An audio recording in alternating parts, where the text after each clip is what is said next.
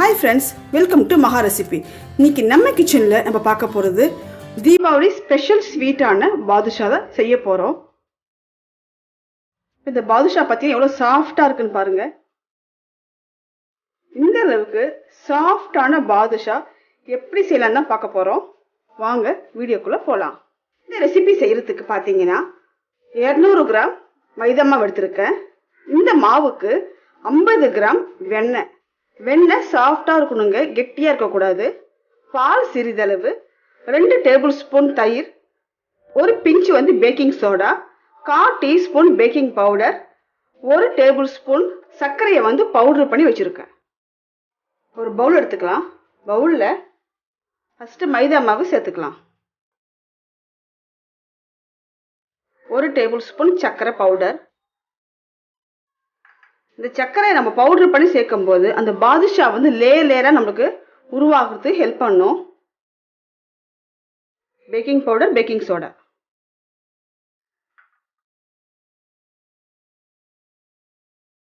தயிர் 2 table spoon, வெண்ணெய் 50 gram. எல்லாம் பிசைஞ்சிக்கலாம். பாதுஷாவுக்கு மாவு பிசையும் போது கவனமா பிசைஞ்சுக்கோங்க. ரொம்ப டைட்டா பிசைய வேண்டாம், ரொம்ப லேக்கா பிசையணும். ரொம்ப டைட்டா பிசைஞ்சா பாதுஷா ரொம்ப கெட்டியாயிடும். இப்படி பிடிச்சா லட்டு மாதிரி பிடிக்க வருது பாருங்க. இதுதான் நம்ம வெண்ணெயோட அளவு கரெக்டா இருக்குன்னு அர்த்தம். கொஞ்சமா பால் தெளிச்சுக்கலாம். பாலை ஊத்த வேண்டாம், தளிச்சிட்டு பிசைஞ்சுக்கோங்க. சப்பாத்தி மாவு மாதிரி ரொம்ப இலகி பிசைய வேண்டாம், கொஞ்சம் டைட்டாவே பிசைஞ்சுக்கோங்க.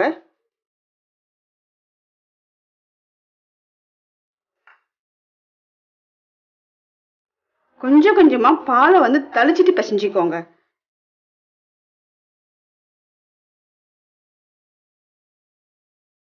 இப்ப நம்ம மாவு ரெடி ஆயிருச்சு. இப்ப பாத்தீங்கன்னா ரொம்ப சாஃப்டா, ரொம்ப இலகி இருக்க கூடாதுங்க. இப்படி விரிச்சு பார்த்தா இந்த மாதிரி வரணும். இந்த மாதிரி இருந்தாதான் நம்ம பாதுஷா லேயர் லேயரா ஃபார்ம் ஆகிறதுக்கு ஹெல்ப் பண்ணும். இதுதான் கரெக்டான பதம். ரொம்ப தண்ணி விட்டு நல்லா சாஃப்டா சப்பாத்தி மாவு பிசைஞ்சிங்கன்னா அது அந்த அளவுக்கு வராது. இந்த அளவுக்கு லேயர் லேயரா வருது பாருங்க.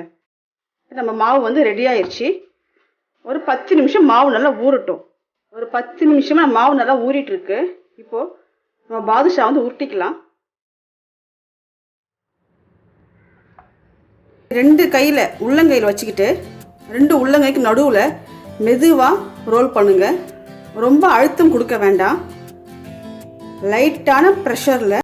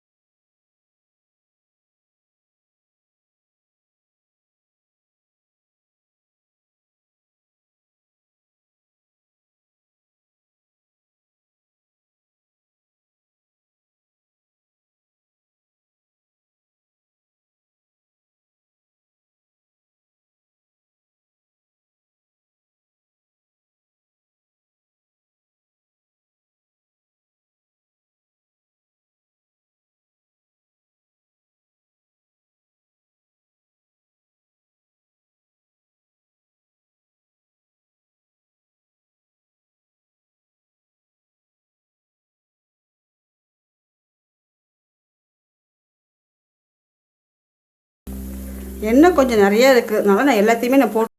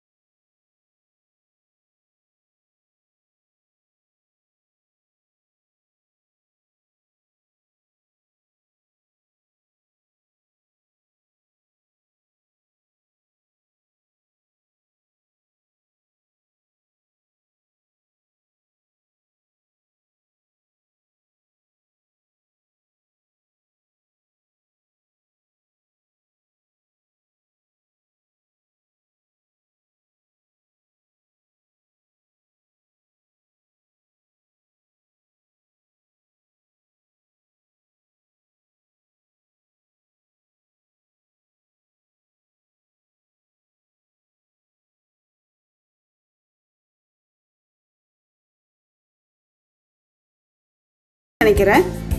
இதே மெத்தடில் நீங்களும் இந்த வருஷம் தீபாவளிக்கு உங்கள் வீட்டில் பாதுஷாவை செஞ்சு பாருங்கள்.